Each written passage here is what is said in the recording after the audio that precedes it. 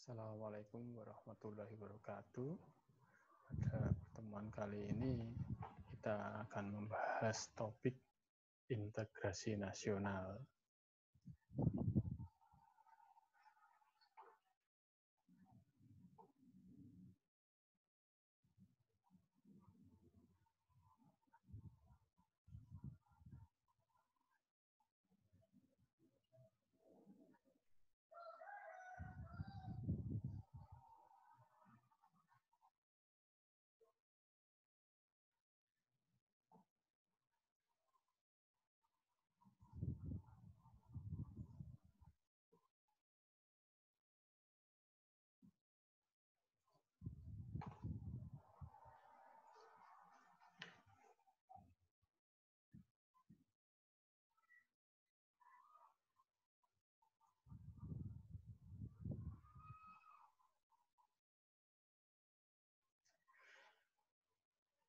Kita perlu mengetahui dulu konsep integrasi nasional. Bahwasanya integrasi itu merupakan proses mempersatukan bagian-bagian atau unsur ataupun elemen-elemen yang terpisah dari masyarakat untuk menjadi satu kesatuan ya.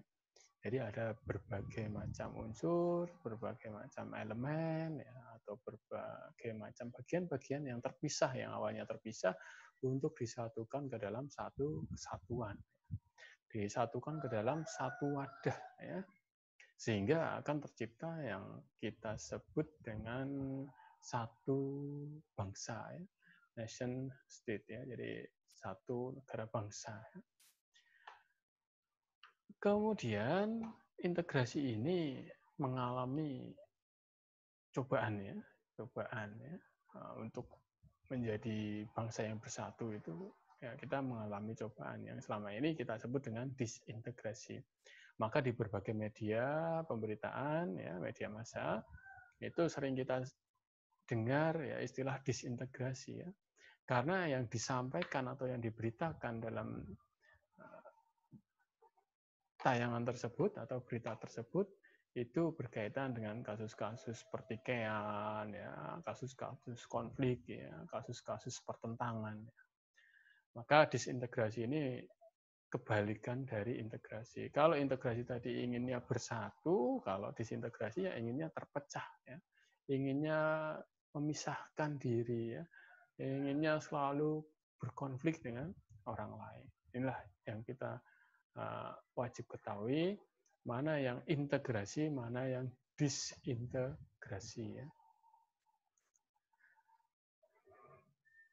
Kemudian ada beberapa faktor ya, yang mendukung integrasi nasional itu bisa terwujud. Ya.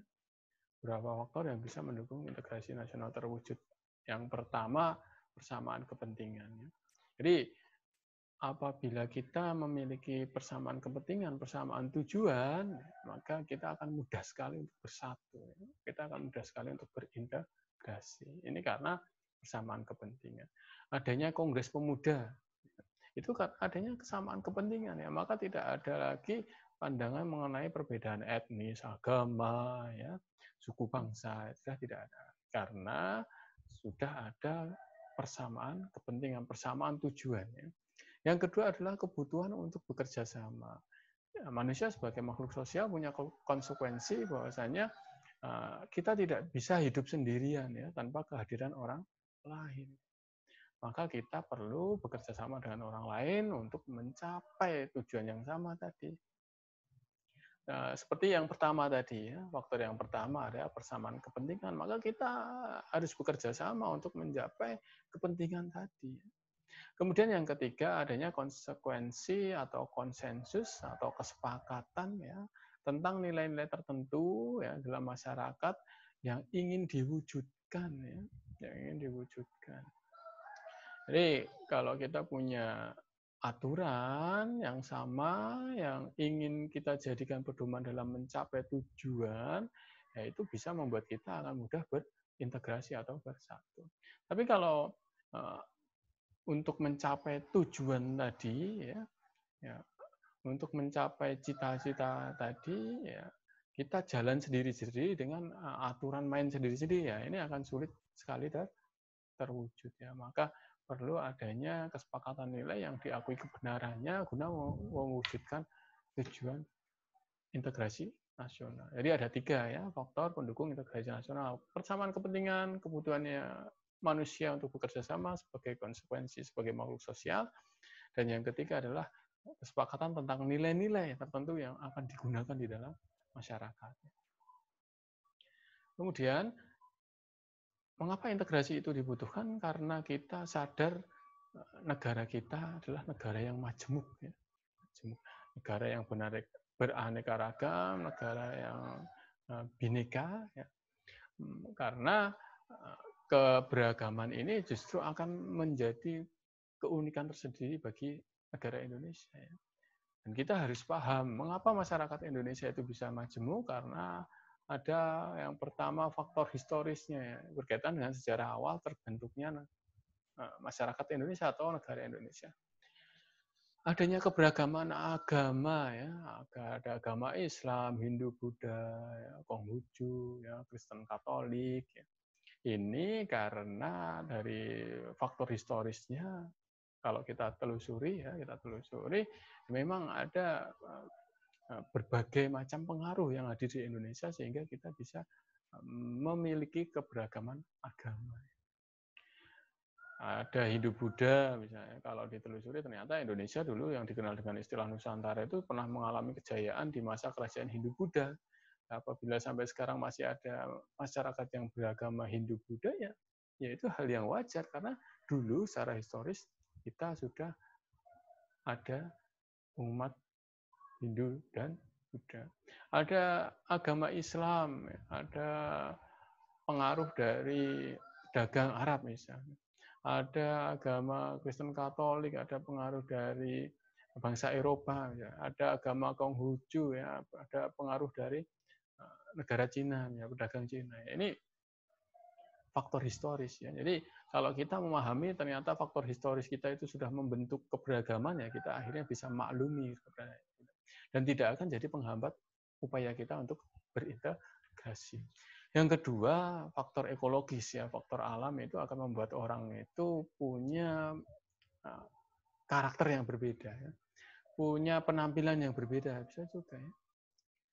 Apabila masyarakat tinggal di daerah yang panas ya, maka warna kulitnya lebih gelap dibandingkan dengan masyarakat yang tinggal di sekitar pegunungan. Ya. Ada yang jarak antar rumahnya itu jauh sehingga intonasi berbicaranya lebih tinggi, yaitu kita maklumi. Jangan kita anggap sebagai sesuatu yang, wah ini jangan-jangan marah. Ya. Kecuali kalau intonasi berbicara sudah kencang, tetapi yang dikeluarkan adalah kata-kata yang tidak bermanfaat atau kata-kata kasar, ini yang jadi masalah. Jadi alam itu juga bisa membentuk seseorang itu berbeda dengan orang lain. Kemudian yang ketiga, faktor perubahan sosial. Ya. Ini seiring dengan perjalanan waktu, perkembangan zaman, sehingga ada hal-hal baru di dalam kehidupan masyarakat. Ya. Dulu tidak ada istilah naturalisasi. Nah, sekarang ada istilah naturalisasi. Apabila sudah lama tinggal di Indonesia, ya, sudah memenuhi syarat, akhirnya bisa menjadi warga negara Indonesia. Ini karena perubahan sosial atau kemajuan zaman. Oke, itu beberapa faktor yang menyebabkan kita menjadi bangsa yang majemuk. Nah, maka kemajemukan ini perlu upaya untuk membangkitkan kesadaran ya, berintegrasi atau bersatu ya, untuk menjaga, menguatkan identitas yang satu ya.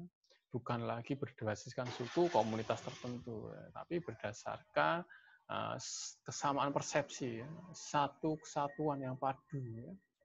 Supaya apa? Kita lebih kuat, kita lebih mudah untuk mencapai cita-cita negara Indonesia. Kalau masih ada konflik ya kita belum bisa ya mewujudkan negara maju. Kalau masih ada beda pendapat yang mengarah pada kekerasan ya ini tidak bisa jadi negara maju. Maka penting yang namanya bersatu.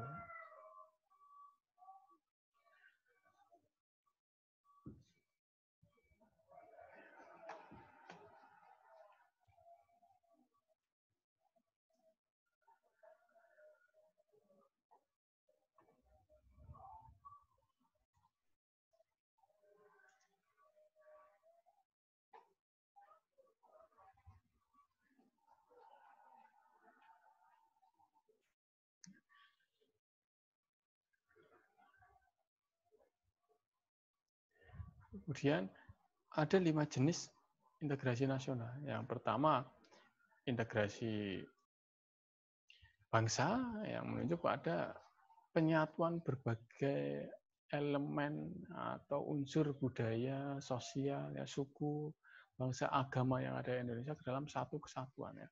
Bukan lagi kita mengedepankan ego saya beragama A, saya dari suku A, saya dari kelompok A, bukan lagi seperti itu. Tapi bagaimana kita bisa menyatukan perbedaan budaya, sosial itu dalam satu kesatuan. Yang kedua adalah integrasi wilayah. Jadi di Indonesia itu terdapat unit atau wilayah yang lebih kecil ya. Dan itu tidak boleh memisahkan diri. Ada provinsi, ada kabupaten, ada kota, itu tidak boleh saling berkelahi, tidak boleh saling berkonflik ya. Tidak boleh memisahkan diri dari Indonesia.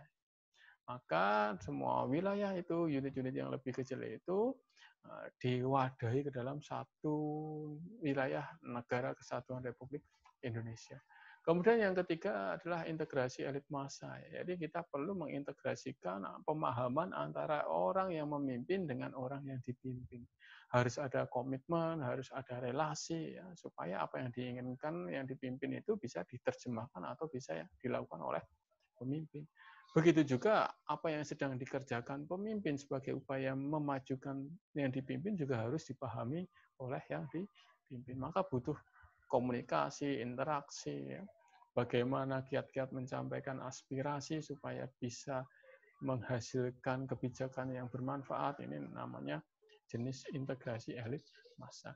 Kemudian yang keempat, integrasi nilai. Jadi kita perlu satu pedoman hidup yang sama supaya kita itu mudah sekali berintegrasi. Pedoman hidup kita ya ini Pancasila ya. Kalau semua orang itu sudah mengamalkan ini maka ya akan mudah sekali untuk bersatu.